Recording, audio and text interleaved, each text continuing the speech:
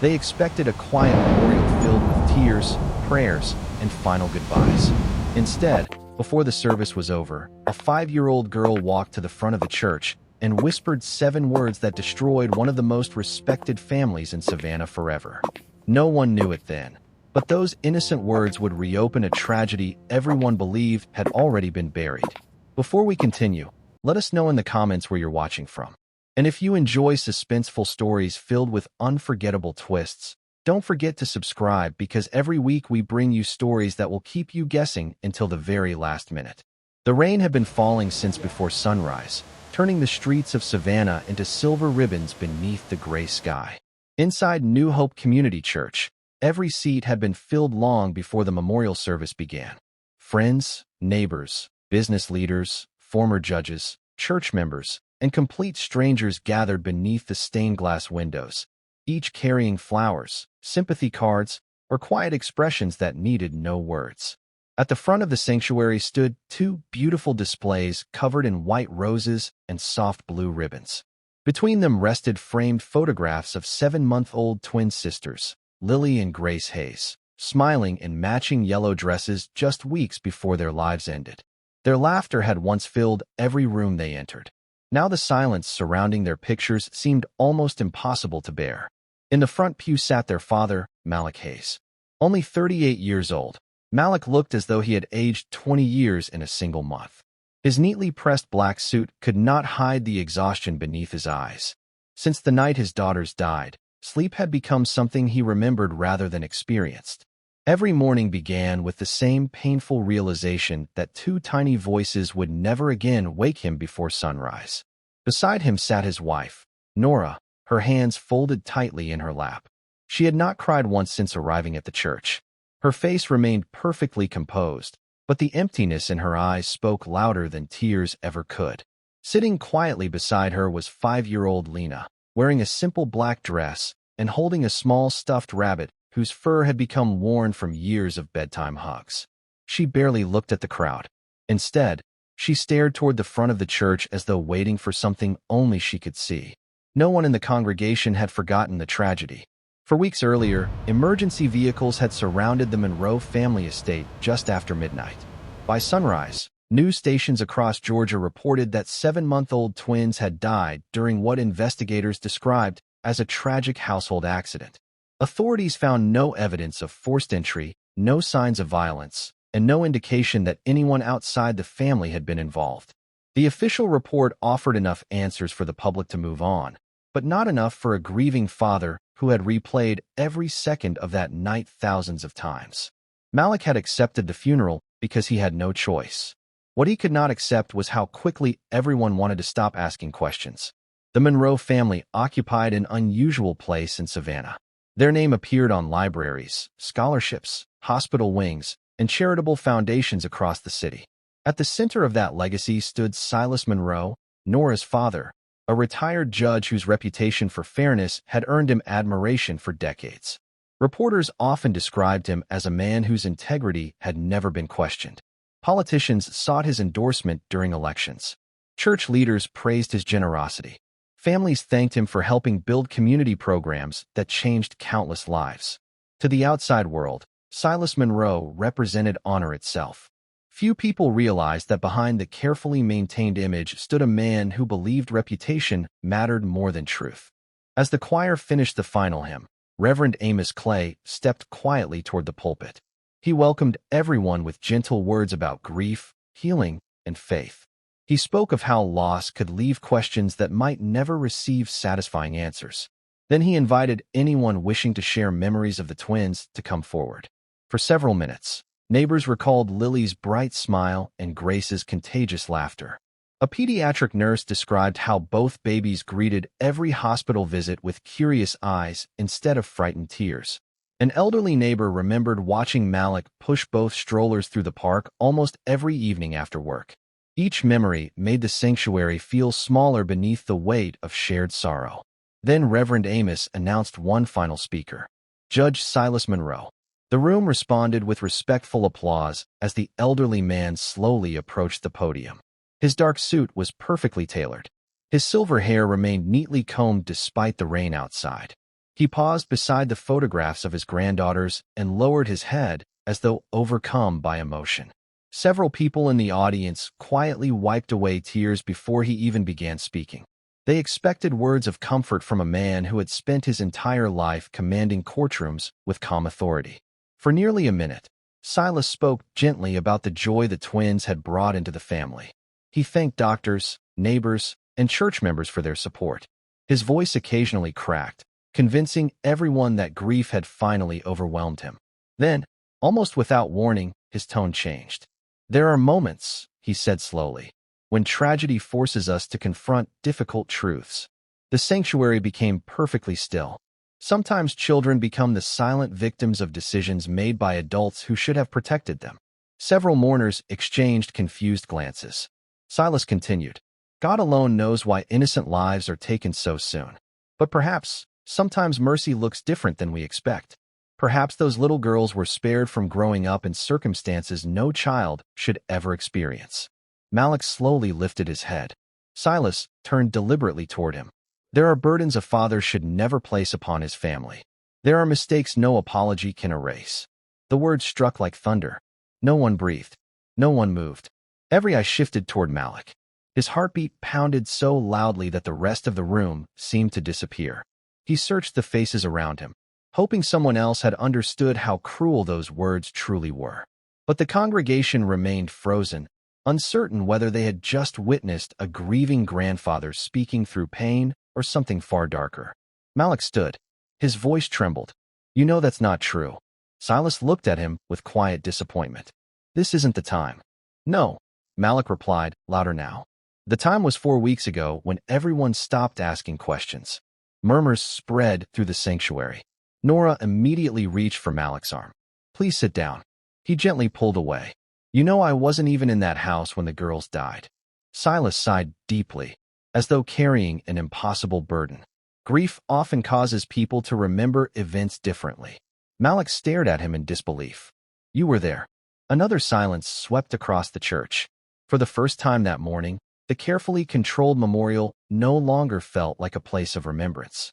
It felt like a courtroom, and someone had just put the grieving father on trial. The words seemed to hang beneath the church ceiling long after Malik finished speaking. No one shifted in their seat. Even the rain tapping softly against the stained glass windows felt strangely distant. For years, Silas Monroe had been the man people trusted without hesitation. He had settled disputes, mentored young lawyers, donated millions to local charities, and delivered speeches about justice that earned standing ovations across the state. Malik, on the other hand, was simply a middle school music teacher who had spent the last month buried beneath unimaginable grief. If the two men stood on opposite sides of the same story, most people already knew which one they were prepared to believe. Silas lowered his eyes, inhaled deeply, and let out a slow sigh that sounded almost fatherly. "Son," he said with practiced patience, "I know you're hurting. We all are. But this isn't the place." The congregation nodded quietly. It was exactly the response they expected from a man who had built his reputation on calm restraint. Malik looked around the sanctuary and realized something that terrified him even more than the accusations themselves. Every expression told the same story. They thought he had lost control. They thought grief had broken him. Before Malik could answer, Nora stood. Her chair scraped loudly across the polished wooden floor, drawing every eye toward her. For several seconds, she simply stared at her husband, and Malik searched her face for even the smallest sign that she still believed him. Instead, her voice came out barely above a whisper. "Please, don't do this." Those 4 words struck him harder than anything Silas had said. He had expected cruelty from his father-in-law. He had not expected surrender from the woman who had once promised to stand beside him through every storm. "Nora," he pleaded, "look at me. You know something isn't right." Her eyes filled with tears, but she looked away before anyone could see them. She couldn't bear to meet his gaze. Deep inside, questions she had spent weeks trying to silence had begun demanding answers, yet fear kept every one of them trapped behind closed lips. Silas slowly stepped away from the podium and placed a reassuring hand on Nora's shoulder. To everyone watching, it looked like a grieving father comforting his heartbroken daughter. But Malik noticed something no one else seemed to see. Silas's fingers tightened ever so slightly. It lasted less than a second, but Nora immediately stiffened. It wasn't affection. It was a warning. Malik had seen that look before. Years earlier, during a family dinner, Silas had used the same quiet gesture moments before a business associate abruptly apologized for something no one else believed required an apology. At the time, Malik dismissed it as coincidence. Standing inside the church now, he understood. Silas never needed to raise his voice. He controlled people with silence, reputation, and carefully chosen moments that left no visible evidence behind. Reverend Amos sensed the service slipping beyond his control. He stepped forward, lifted one hand gently, and asked everyone to remain calm. "Today is about remembering two precious children," he said. "Whatever disagreements exist can wait." Several ushers quietly moved toward Malik, unsure whether they were meant to comfort him or escort him outside. Malik noticed their hesitation. None of them wanted conflict inside the sanctuary, especially not during a memorial. He slowly lowered his hands and took a long breath. For a brief moment, it appeared the confrontation might finally end. Then a small voice broke through the silence. "Daddy." Every head turned. Lena had climbed down from the pew without anyone noticing. Still holding her worn stuffed rabbit, she walked slowly down the center aisle. Each tiny step echoed through the church. Her black shoes tapped softly against the polished floor as she made her way toward Reverend Amos. No one stopped her. Some smiled sadly, assuming the little girl simply wanted to hug the pastor. Others watched with quiet concern, sensing there was something unusual in the determined way she kept walking. When she reached the front, she gently tugged the sleeve of Reverend Amos's robe until he looked down. He smiled kindly. "What is it, sweetheart?" Lena glanced first at Malik, then at Nora. Finally, her eyes settled on Silas. The smile disappeared from the old judge's face. Very softly, almost as though she were afraid someone might interrupt, Lena asked, "Pastor, if somebody tells a lie in church, does God hear it faster?" A ripple of uneasy whispers spread through the sanctuary. Reverend Amos knelt until he was at eye level with her. "God hears every truth," he answered gently, "and every lie." Lena nodded as though she had expected exactly that answer. She hugged her rabbit a little tighter. Then she pointed across the sanctuary. Not at Malik, not at Nora, at Silas. "My grandpa wasn't by himself that night." The church fell into complete silence. A woman near the back accidentally dropped her hymn book. It struck the wooden floor with a loud crack that echoed through the sanctuary, but no one turned toward the sound. Every pair of eyes remained fixed on the little girl. Reverend Amos spoke carefully. "What do you mean, sweetheart?" Lena frowned, searching for the memory. "I woke up because I heard talking." "What kind of talking?" There were two voices. Malik's pulse quickened. Silas stood perfectly still. "I thought Grandpa was talking to Grandma," Lena continued. But Grandma wasn't there. The congregation exchanged confused looks. Reverend Amos kept his voice calm. "Who was Grandpa talking to?" Lena closed her eyes. She squeezed her rabbit against her chest. "I couldn't see." She opened her eyes again. "Because somebody closed the nursery door."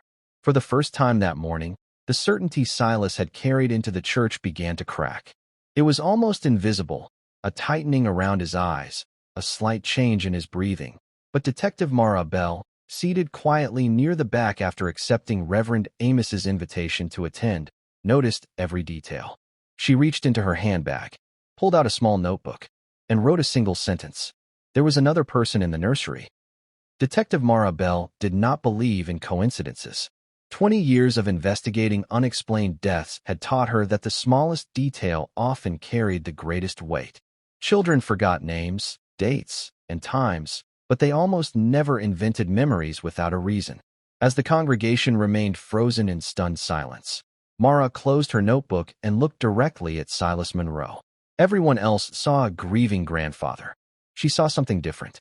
She saw a man calculating every possible way to regain control of a situation that had slipped through his fingers.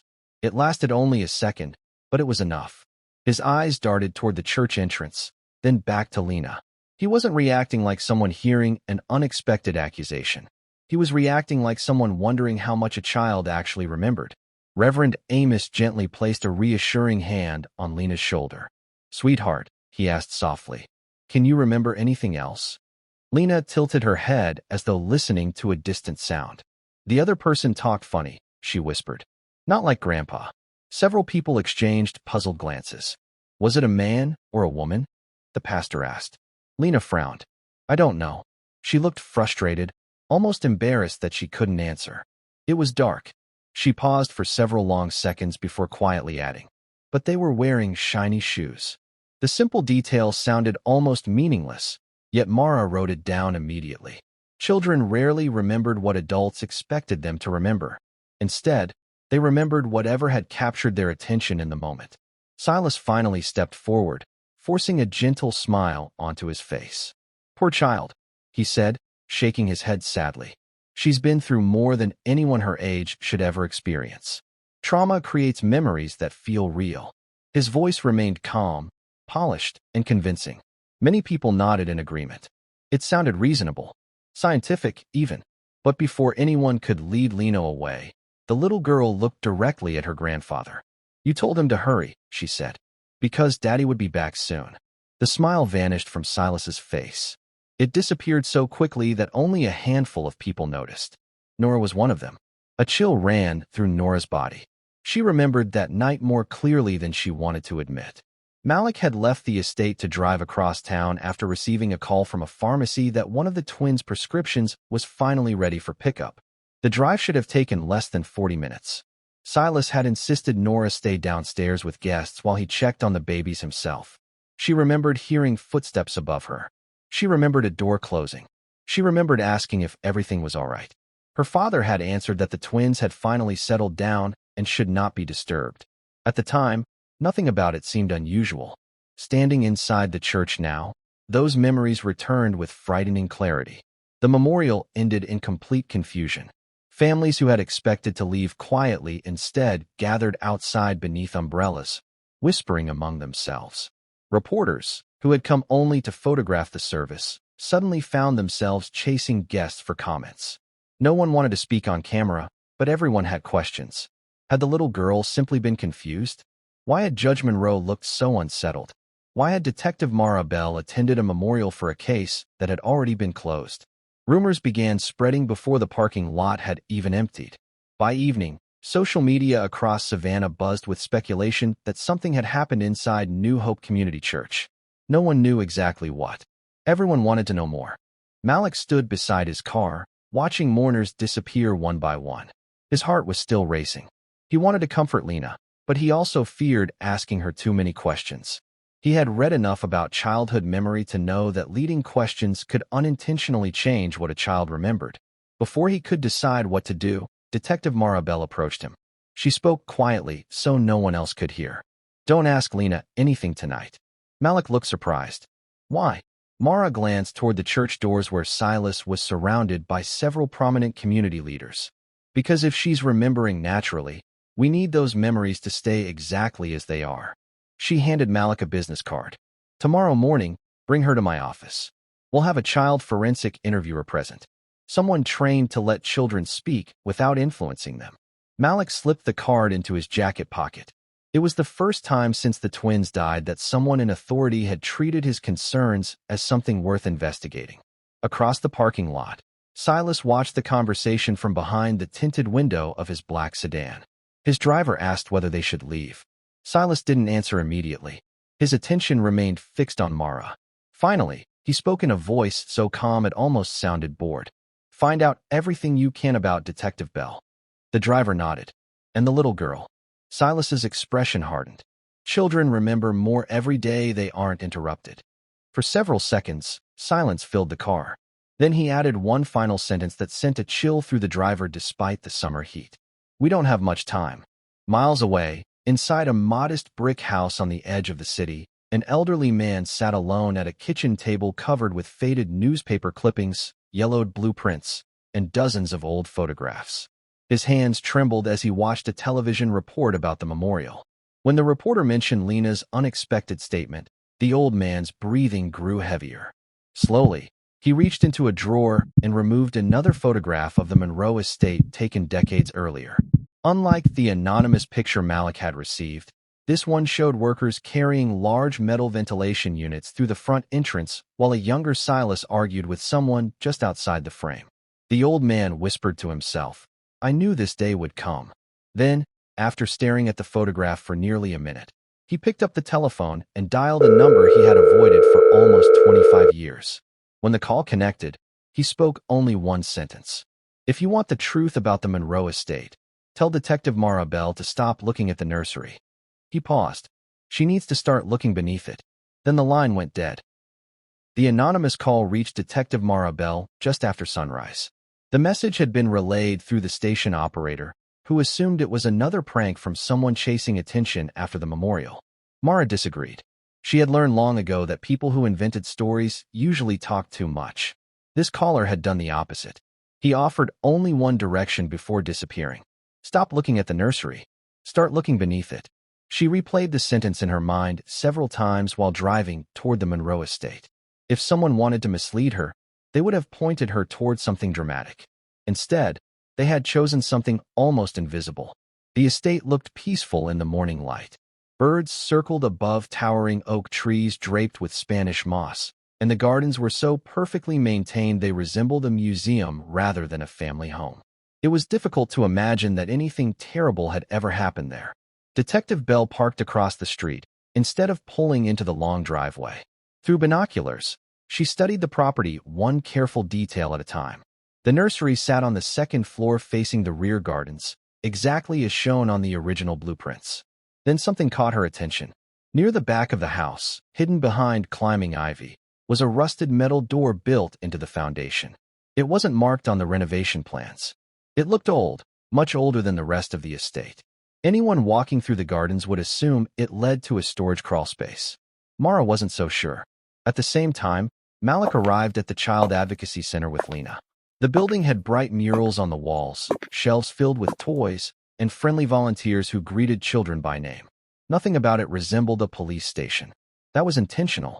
A trained forensic interviewer named Rebecca welcomed Lena into a colorful playroom while Malik watched through a large observation window. Rebecca never asked leading questions. She didn't mention the twins or the memorial. Instead, she spent nearly half an hour letting Lena draw pictures and tell stories about school, birthdays, and her favorite cartoons. Only after the little girl relaxed completely did Rebecca gently ask whether she remembered the night everyone had become so sad. Lena reached for a box of crayons and began drawing a large square house. She added windows, trees, and a swing before carefully sketching a staircase. Then she stopped. Her small hand hovered over the paper as if uncertain what to draw next. Finally, she colored a tiny rectangle beneath the staircase using a dark gray crayon. Rebecca smiled gently. "What is that?" Lena answered without looking up. "That's the place Grandpa said nobody was allowed to open." Malik felt every muscle in his body tighten. Rebecca remained calm. "Did you ever see inside?" Lena slowly nodded. "Just once." "What did you see?" The little girl thought for several seconds. "It was cold." "What else?" "There were big silver pipes." Rebecca exchanged a quick glance with Detective Bell through the observation window. Neither of them said a word. Hours later, Mara obtained an emergency warrant allowing investigators to inspect the hidden foundation entrance behind the Monroe estate. By the time the forensic team arrived, storm clouds had rolled across the afternoon sky, covering the property in heavy shadows. The rusted metal door refused to open at first. It took 2 officers nearly 5 minutes to force it loose. As the hinges groaned open, stale air rushed out carrying the smell of damp concrete and forgotten machinery. Flashlights illuminated a narrow corridor stretching beneath the house. Dust coated everything. Old electrical cables hung from the ceiling.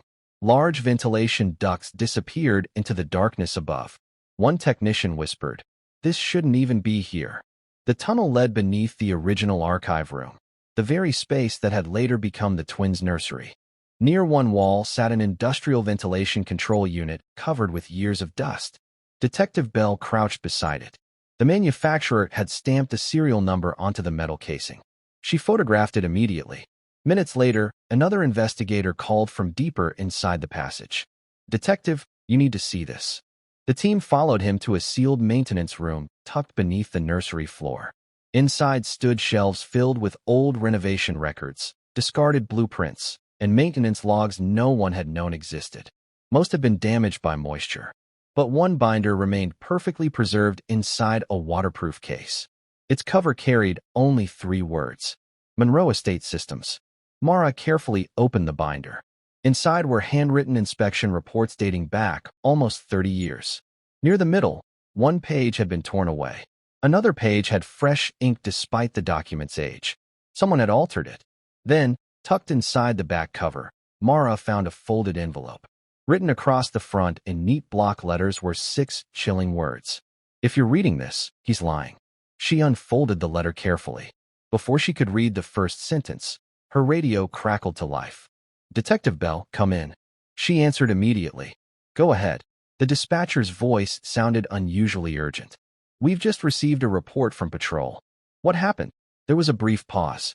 Then came the words that made everyone in the underground tunnel freeze. "Judge Silas Monroe has reported his granddaughter missing." Mara slowly lowered the letter. She looked toward the staircase leading back to daylight. Only one thought crossed her mind. Silas hadn't lost Lena. He knew exactly where she was. And if he was willing to tell the police she had disappeared, then whatever he planned next was already in motion. For one long, breathless second, no one inside the underground passage moved. Detective Mara Bell looked from the folded letter in her hand to the radio clipped to her jacket. Something about the report felt wrong. Parents called the police when they couldn't find a child. Grandparents did not usually report a child missing unless they believed they had the legal authority to speak for her. Yet Silas Monroe had sounded so certain that officers had immediately begun treating Lena as an endangered child. Mara's instincts told her this was not a desperate search. It was the opening move in a carefully planned strategy. She climbed the narrow staircase 2 steps at a time and called Malik before she even reached the surface. He answered on the first ring. "Detective, where's Lena?" "With my sister, Tasha." "What?" "Don't tell me the address. Just listen carefully. Lock every door. Close every curtain. Don't let anyone inside unless it's me." Malik's voice changed instantly. "What's happened?" "I'll explain when I get there." She ended the call before he could ask another question. The less said over the phone, the better. Across town, Malik's younger sister, Tasha, had no idea a storm was gathering around her quiet neighborhood. She lived in a modest brick home at the end of a cul-de-sac where children still rode bicycles until sunset. Lena sat cross-legged on the living room rug, building a castle from wooden blocks, while Tasha prepared hot chocolate in the kitchen. The little girl seemed calmer than she had in weeks. Every few minutes, she hummed softly to herself, completely unaware that patrol cars were already searching nearby streets because of a report filed by her own grandfather. Then there was a knock at the front door. Not loud, not impatient, just 3 slow, deliberate taps. Tasha glanced through the peephole. No one was there. She frowned. As she reached for the doorknob, Lena suddenly looked up from her toys. "Don't." Tasha stopped. "What is it, sweetheart?" Lena's face had gone pale. That's what happened before. A chill spread through the room. "What do you mean?" "The knocking." Tasha slowly stepped away from the door. Seconds later, another 3 knocks echoed through the house. This time they sounded louder, closer. Instead of opening the door, Tasha quietly turned off the kitchen lights and pulled Lena away from the front windows. Outside, hidden behind a row of hedges across the street, a black luxury sedan sat with its engine running. Inside, Silas Monroe watched the house through darkened windows. He wasn't alone. A broad-shouldered man sat behind the steering wheel, his face partly hidden beneath the brim of a baseball cap. Silas never took his eyes off the front porch. "She's inside," the driver said. "I know. We can be gone in less than a minute." Silas remained silent. Finally, he shook his head. "No." The driver looked confused. "Then why are we here?" Silas folded his hands across his cane. "I want to know who Detective Bell trusts." Almost on cue, another vehicle turned onto the street. An unmarked SUV. Detective Mara Bell stepped out before the engine had fully stopped. She hurried toward Tasha's house while scanning every parked vehicle in the neighborhood. For the briefest moment, her eyes paused on the black sedan across the street. The windows were too dark to see inside. She memorized the license plate anyway. By the time another patrol unit arrived 30 seconds later, the sedan was already pulling away. Mara watched it disappear around the corner. She had no proof Silas had been inside, but she was certain someone had been watching. Inside the house, Lena ran into Malik's arms the moment he arrived. He held her tighter than ever before. "I'm here," he whispered. "I'm not letting anyone take you." Lena nodded against his shoulder.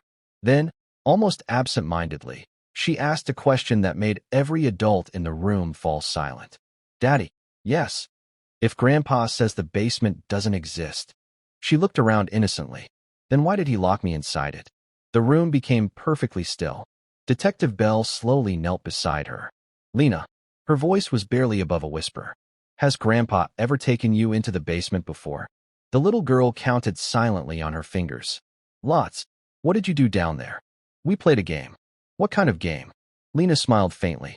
"He told me if anyone ever asked, I had to pretend I forgot." The smile disappeared as quickly as it had come. "But I don't want to play anymore." Detective Bell looked toward Malik. Neither of them spoke. Neither of them needed to. Whatever lay beneath the Monroe estate was no longer connected only to the night the twins died. It had been part of Lena's life for far longer. And somewhere inside the folded letter still sitting in Mara's evidence bag was a truth someone had risked everything to preserve. A truth that Silas Monroe seemed willing to do anything to keep buried. Detective Mara Bell didn't wait until she reached the station to open the letter.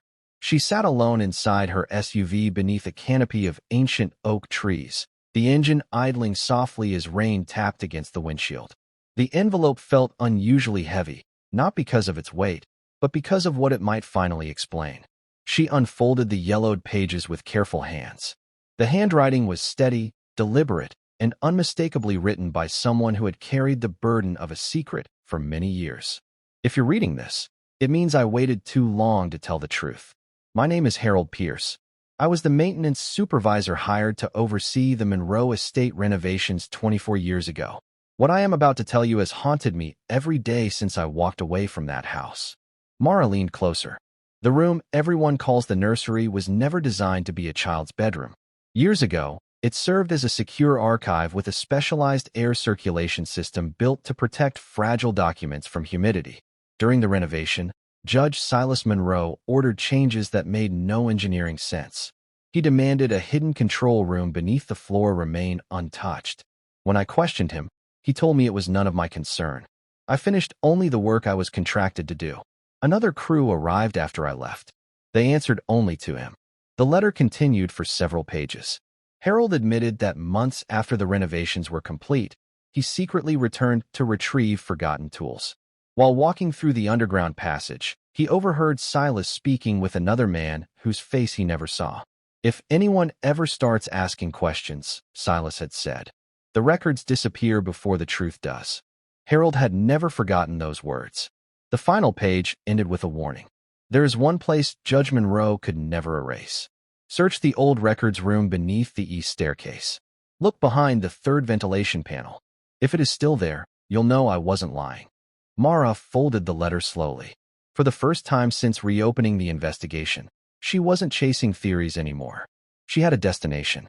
While Detective Bell assembled a forensic team, Nora sat alone inside the Monroe estate, unable to silence the questions racing through her mind.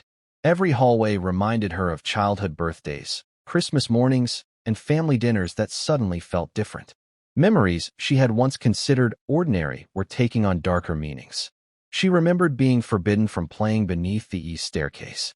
She remembered workers arriving without uniforms. She remembered hearing machinery late at night. Most of all, she remembered her father's favorite sentence whenever she became too curious. "Some doors stay closed because good people know when to stop asking questions." At the time, it sounded like wisdom. Now it sounded like a threat. Unable to ignore the feeling any longer, Nora walked toward the east wing. The staircase looked exactly as it always had. Polished oak, framed family portraits, and a grandfather clock that chimed every hour. She knelt beside the wall. Nothing looked unusual. Then she noticed faint scratches near one section of decorative wood trim. Carefully, she pressed against it. Nothing happened. She tried again. This time, a hidden latch clicked. A narrow panel swung open. Behind it was a small compartment just large enough to hold a metal lockbox. Her hands trembled as she lifted it out. The lock had already been broken years earlier. Inside were dozens of cassette tapes. Each one had a handwritten label. Family meetings, estate repairs, private discussions, and one tape that immediately caught her attention. Night of July 18th. The date the twins had died. Nora felt her breath catch. She looked toward the hallway, listening carefully. The house was silent. She slipped the cassette into her pocket, and quietly closed the compartment. She had barely reached the front door when she heard her father's voice behind her. "Nora." She froze. Silas stood at the end of the hallway, his umbrella still dripping from the rain outside.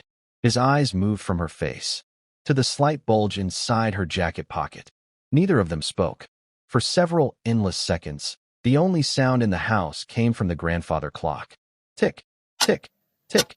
Finally, Silas smiled. "You've been searching?" Nora swallowed hard. "I was looking for old family photographs." Silas nodded as though he believed her. Then he took one slow step forward. "When you were little," he said quietly, "you trusted me with every question." Another step. "And I always kept you safe." Another. "So tell me." His voice became almost gentle. "What did you find?" Across town, Malik was helping Lena finish dinner when someone knocked on the back door. 3 slow knocks. Exactly the same pattern from earlier. Malik immediately motioned for Lena to stay where she was. He turned off the kitchen light and looked through the window. No one. He reached for the porch light. The moment it came on, he saw a small brown package sitting neatly on the welcome mat. No name. No return address. Only a handwritten note taped to the top. "Don't let Detective Bell open the tapes first. Silas isn't the only one hiding something." Malik stared at the package for several seconds before opening the door. The neighborhood was quiet. Rainwater dripped from the trees, and a cool breeze carried the scent of wet earth across the yard. Whoever had left the package knew exactly when to come. They had approached the house, knocked 3 times, and disappeared before anyone could catch a glimpse of them. It was the second anonymous delivery in less than 24 hours. Someone was helping him, or someone was carefully controlling what he discovered and when he discovered it. He carried the package inside and locked every door behind him. Lena sat quietly at the dining table, finishing the last few bites of her dinner, completely unaware of the fear settling over the adults around her. Malik carefully removed the brown paper wrapping. Inside was an old cassette player, its plastic scratched with age but still functional. Beneath it lay another cassette tape with no label except a single handwritten word. "Listen alone." His hands trembled. He looked toward Lena. Whatever was on the tape, she didn't need to hear it. He waited until Tasha led Lena upstairs to get ready for bed. Only then did he insert the cassette into the player and press the play button. At first there was only static. Then came the unmistakable sound of rain striking windows. A grandfather clock chimed somewhere in the background. A man's voice spoke first. It belonged to Silas Monroe. "The repairs are finished." Another voice answered. "Everything works exactly the way you asked." Malik leaned closer. The second voice was unfamiliar. "It won't attract attention?" "No. And if anyone asks questions?" "The room will appear perfectly normal." Several seconds of silence followed before Silas spoke again. "No mistakes." The recording ended abruptly. Malik replayed it twice. 3 times. 4. The conversation proved almost nothing by itself. Yet it confirmed one terrifying fact. Silas had not acted alone.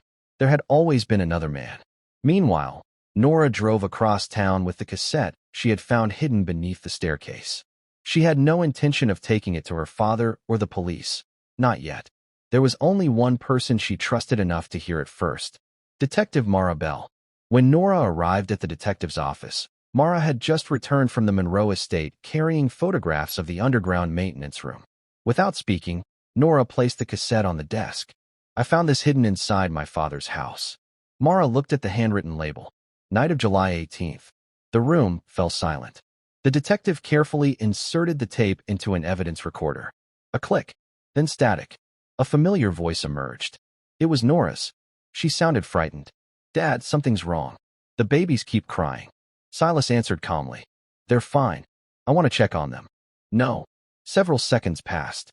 "I don't like this." "You don't need to." Another pause. Then footsteps. A door closing. After that, nothing but silence for nearly 2 full minutes. Mara frowned. People don't record silence. Not accidentally. She increased the volume. Still nothing. Then, barely audible beneath the static, a metallic scraping sound. Not loud. Not violent. Just slow. Steady. As though someone were sliding a heavy steel panel into place. Mara stopped the recording. She replayed only those few seconds. Again and again, the scraping was followed by a soft mechanical click. Detective Bell immediately reached for the renovation blueprints. She laid them across the desk. Her finger traced the ventilation system beneath the nursery. Then it stopped beside a handwritten engineering note she had almost overlooked. Manual isolation panel. Her eyes widened. The hidden room beneath the nursery wasn't merely a maintenance area. It controlled the airflow to the room above. Across the city, Silas sat alone in the library of the Monroe estate, staring into a fire that had long since burned down to glowing embers. For the first time in years, he looked tired. The butler entered quietly. "Sir." Silas didn't turn around. "They've found something." "I know. Should I call Mr. Whitmore?" Silas closed his eyes. "No." The butler hesitated. "Then what would you like me to do?" Silas slowly rose from his chair and walked toward the large window overlooking the estate. For several moments, he watched the rain fall across the empty gardens. Then he spoke in a voice so calm it sent a chill through the room. "Bring him here." The butler looked confused. "Who, sir?" Silas finally turned. "Daniel." The name meant nothing to the butler, but it meant everything to the audience. For the first time in the entire investigation, the mysterious second man had a name. And somewhere beyond the gates of the Monroe estate, Daniel had no idea that the secret he had buried for years was about to drag him back into a nightmare he thought had ended long ago. Daniel Whitmore had spent the last 19 years making himself invisible. He lived nearly 200 miles from Savannah in a quiet coastal town where no one knew his past. His small repair shop sat beside an old marina, and most of his customers knew him only as the man who could fix almost anything mechanical. He rarely spoke about the years before he opened the business. If anyone asked where he came from, he simply smiled and changed the subject. At exactly 8:15 that evening, the bell above the shop door rang. Daniel looked up from an engine he was repairing. A man in a dark suit stepped inside. "You've been difficult to find." Daniel's expression changed instantly. "I don't know you." "You know Judge Silas Monroe." The wrench slipped from Daniel's hand and struck the concrete floor with a loud clang. For several seconds, neither man spoke. Finally, Daniel whispered, "Tell him. I kept my promise." The visitor shook his head. "He says the promise isn't enough anymore." Daniel understood immediately. Silas wasn't asking for loyalty. He was demanding silence. After the visitor left, Daniel locked the shop early for the first time in years. He walked into a small office at the back of the building and opened an old steel cabinet. Hidden beneath stacks of invoices was a faded leather folder wrapped in plastic. He stared at it for a long time. "I hoped I'd never need you again," he murmured. Inside were engineering drawings, handwritten maintenance notes, and one photograph showing Daniel standing beside the underground ventilation controls beneath the Monroe estate. Across the bottom, in blue ink, Silas had written, "Destroy after installation." Daniel had never destroyed it. Instead, he had kept everything. Because deep down, he always feared this day would come. Back in Savannah, Detective Mara Bell gathered everyone she trusted into a small conference room. Malik, Nora, Reverend Amos, two senior investigators. The walls were covered with photographs, blueprints, timelines, and evidence collected over the previous week. Mara stepped toward the board. "We've been asking the wrong question." Everyone looked at her. "We've been trying to figure out what happened inside the nursery." She paused. But the nursery wasn't the real target. Malik frowned. "What do you mean?" Mara pointed toward the underground diagrams. The hidden room beneath it controlled airflow to several parts of the house. The nursery was simply the only room connected to the old system after the renovations. Nora slowly stepped forward. So if someone activated that system, they weren't necessarily targeting the babies." The room fell silent. Malik struggled to understand. "Then who?" Mara took a slow breath. "I don't know. But I think whatever happened that night wasn't planned the way we've all believed." For the first time since the investigation began, another possibility emerged. The twins may not have been intended victims at all. That single realization changed everything. If the tragedy had been an unintended consequence, then someone had made a terrible mistake, and someone else had spent years hiding it. Late that night, Lena couldn't sleep. She quietly climbed out of bed and wandered into the hallway. Malik found her sitting beside the living room window, staring into the darkness outside. "Bad dream?" he asked gently. She shook her head. "I remembered something." Malik's heart skipped. "What did you remember?" She looked toward him with frightened eyes. "The man Grandpa talked to. Daniel. I don't know his name." "What do you remember?" Lena hugged her knees. "He cried." Malik blinked. "He was crying?" She nodded. I heard him say. She stopped. What did he say? Very softly, Lena whispered. This isn't what you promised. Malik's pulse quickened. That sentence didn't sound like the words of a willing partner. It sounded like the words of someone watching a plan fall apart. Hundreds of miles away, Daniel Whitmore climbed into his pickup truck. The leather folder rested on the passenger seat beside him. He looked once in the rearview mirror, then started the engine. For nearly 2 decades, he had convinced himself that staying silent protected everyone. Now he understood the truth. His silence had protected only one man. As dawn began to break over the highway, Daniel turned the truck toward Savannah. He had finally made his decision. He was going back to the Monroe estate, not to protect Silas, to end the lie once and for all. The drive back to Savannah felt longer than Daniel Whitmore remembered. Every mile carried another memory he had spent years trying to outrun. He could still picture the Monroe estate exactly as it had been on the day he first accepted the renovation contract. It had looked less like a family home and more like a monument. Every brick seemed to announce power. Every polished floor reflected control. Silas Monroe had walked him through the property with the confidence of a man who expected every instruction to be obeyed without question. Daniel had worked for wealthy clients before, but none had ever watched him as closely as Silas did. Every measurement, every blueprint, every change required personal approval. At the time, Daniel assumed it was perfectionism. Looking back, he realized it had been something else. Silas wasn't protecting the house. He was protecting whatever the house concealed. As Daniel crossed the city limits, he noticed 2 police cruisers parked outside the entrance to the Monroe estate. News of the reopened investigation had already spread through Savannah. Television vans lined the opposite side of the road, reporters speaking excitedly into cameras while neighbors gathered behind temporary barriers. Daniel kept driving. He couldn't risk being recognized before speaking to Detective Marabelle. He pulled into a nearby church parking lot, switched off the engine, and reached for the leather folder one more time. Tucked inside was a folded document he had never shown another living soul. It wasn't a blueprint. It wasn't a photograph. It was the original engineering proposal Silas had rejected. Across the first page, written in thick black marker by Silas himself, were 4 chilling words: "No permanent records allowed." Daniel closed his eyes. Those words had haunted him for nearly 20 years because they proved one thing beyond argument. Long before the twins were born, Silas had already planned to leave as little evidence behind as possible. Meanwhile, Detective Marabelle received an unexpected visitor at the station. An elderly woman carrying a worn leather purse introduced herself as Evelyn Pierce, Harold Pierce's widow.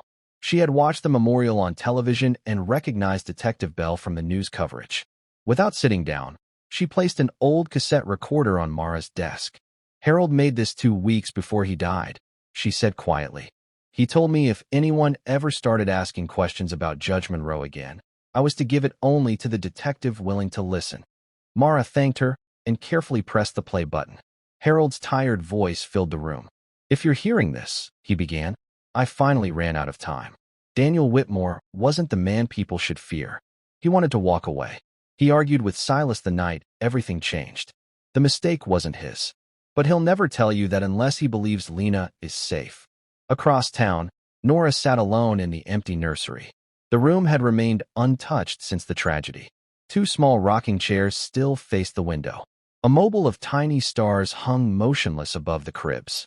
She slowly lowered herself into one of the chairs and tried to remember every detail of that terrible night. Until now, her memories had always ended at the moment her father told her to stay downstairs. But grief has a strange way of hiding pieces of the truth until the heart is ready to face them. She closed her eyes. The storm returned. The thunder. The voices upstairs. Then another memory surfaced, so faint she almost dismissed it. She remembered walking halfway up the staircase before her father stopped her. Not with anger, with panic. She remembered looking over his shoulder toward the hallway. For only an instant, she had seen a man she didn't recognize carrying a metal toolbox away from the nursery. At the time she assumed he belonged there. Now she realized that man could only have been Daniel. Her thoughts were interrupted by the sound of tires on the gravel driveway. She hurried to the front window. A familiar pickup truck had stopped outside the estate gates. A middle-aged man stepped out holding a weathered leather folder tightly against his chest. Before he could take more than a few steps, Another black sedan rolled quietly to a stop behind him. Two men in dark suits climbed out. They didn't display badges. They didn't identify themselves. One of them called Daniel's name. Daniel stopped walking. He didn't turn around immediately. Instead, he tightened his grip on the folder. The second man spoke more firmly. Judge Monroe would like a word. Daniel answered without facing them. I've spent 19 years listening to him. He finally turned. I'm done. One of the men took a slow step forward. We're trying to help you. Daniel gave a tired smile. No. He looked toward the estate one last time. You're trying to help him. At that exact moment, Detective Mara Bell's SUV came around the corner. She saw the two men. She saw Daniel. She saw one of the men suddenly reach inside his jacket. Then everything happened at once. Daniel threw the leather folder toward the middle of the road. The papers burst into the air, scattering across the wet pavement like white birds caught in a storm. One of the suited men lunged after the folder. Detective Bell slammed on her brakes. The second man bolted back toward the black sedan. Within seconds, tires screamed against the rain-soaked road as the sedan sped away, disappearing before officers could block the intersection. The street fell silent. Daniel remained standing, breathing heavily, soaking wet. He looked directly at Detective Bell and spoke the words she had been waiting to hear since the investigation began. I'll tell you everything. Then his face changed, not with fear, with regret. But before I do, he glanced toward the Monroe estate. You need to get Lena away from that house. Detective Bell felt a knot tighten in her stomach. Lena isn't at the estate. Daniel slowly shook his head. If Silas knows I'm talking. He looked her straight in the eyes. He won't come after me. A long pause followed. He'll come after the only witness he knows can still destroy him. At that very moment, Malik reached his sister Tasha's house. The front door stood wide open. The living room was empty. A half-finished puzzle lay scattered across the floor. Tasha, he called. No answer. Lena. Silence. Then he noticed something on the hallway table. Lena's worn stuffed rabbit. She never went anywhere without it. Malik's heart dropped. Someone had taken his daughter. Malik didn't remember the drive to Tasha's house. One moment he was gripping the steering wheel so tightly his knuckles had turned white, and the next he was standing in the middle of the living room, staring at Lena's stuffed rabbit lying on the hallway table. Tasha sat on the kitchen floor, dazed but conscious, struggling to remember what had happened. Between tears, she explained that someone had knocked at the back door claiming Detective Mara Bell had sent them with urgent news. The moment she cracked the door open, she felt a sharp pain in her neck before everything went black. When she woke up, Lena was gone. Malik's legs nearly gave way beneath him. For the second time in a month, someone had stolen the people he loved most. Before panic could completely consume him, Detective Mara Bell's phone rang. Daniel Whitmore had finally agreed to speak, but only if everyone came to the old marina outside Savannah. When Malik and Mara arrived, Daniel was already waiting beside his weathered pickup truck, clutching the leather folder as though it carried the weight of his entire life. He looked older than he had only hours before.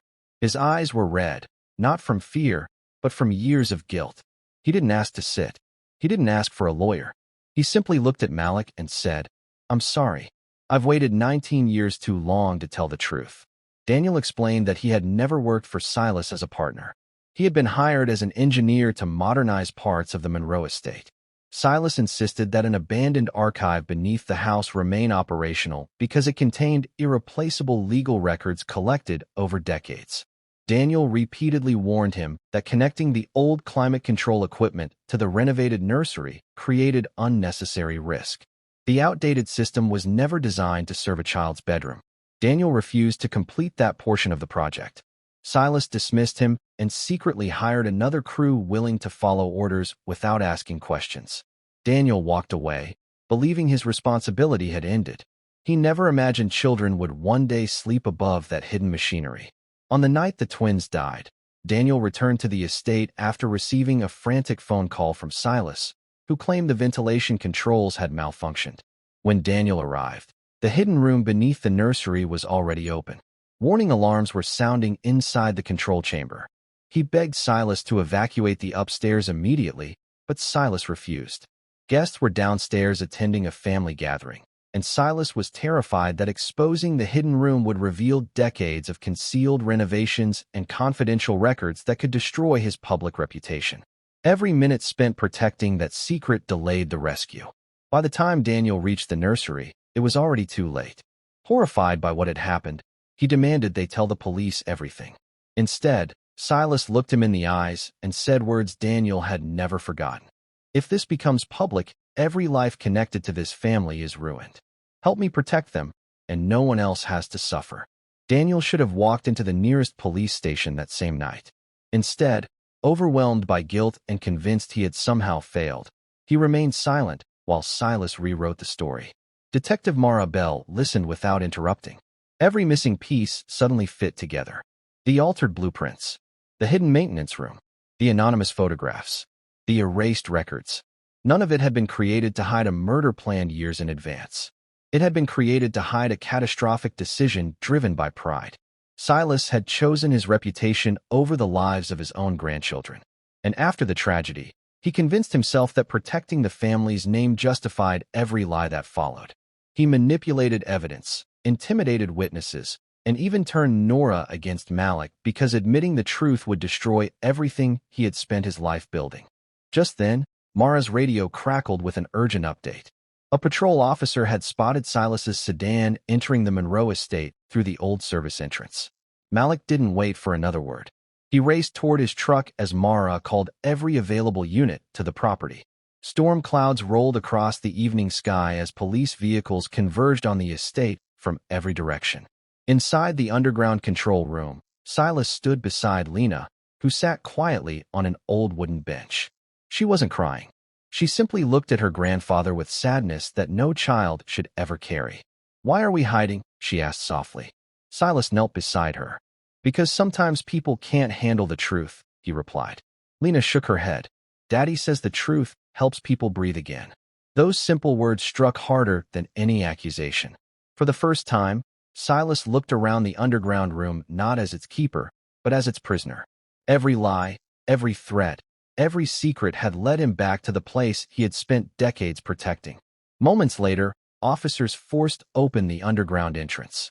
Detective Mara Bell entered first, followed closely by Malik.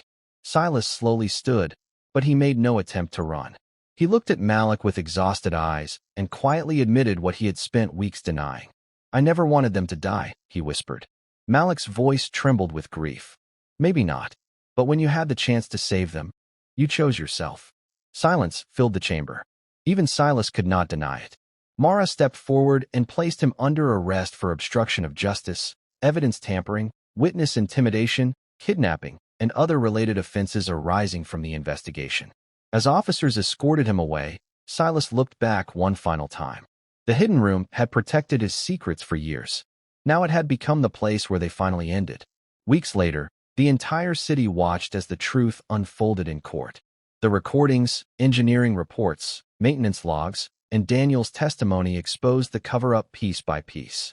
The reputation Silas had spent a lifetime building collapsed under the weight of his own decisions.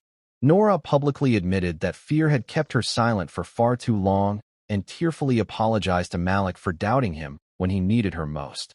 Forgiveness did not come easily, but honesty finally made it possible. Daniel accepted responsibility for remaining silent and pledged to spend the rest of his life helping investigators uncover every concealed detail. Harold Pierce's warnings, once ignored, became the key that finally unlocked the truth. Several months later, spring returned to Savannah. Malik had gone back to teaching music at a children's rehabilitation center. One warm afternoon, laughter echoed through the classroom as Lena proudly played her first simple melody on the piano. Nora watched from the doorway, smiling through quiet tears. Outside the classroom window hung two delicate silver wind chimes. Whenever the breeze passed through them, they filled the air with a soft, gentle melody. Malik paused beside the window and looked toward the bright blue sky. He no longer searched for answers. He had found them. What he searched for now was peace, and for the first time since losing Lily and Grace, he believed it was finally possible. Before we end today's story, tell us in the comments. If you had been in Daniel's position, would you have gone to the police immediately, even if it meant destroying one of the most powerful families in the city? We'd love to hear your thoughts. And if you enjoyed this story, don't forget to like this video, subscribe to the channel, and turn on notifications so you never miss another suspense-filled story from the Last Page Stories. Thank you for watching, and we'll see you in the next story.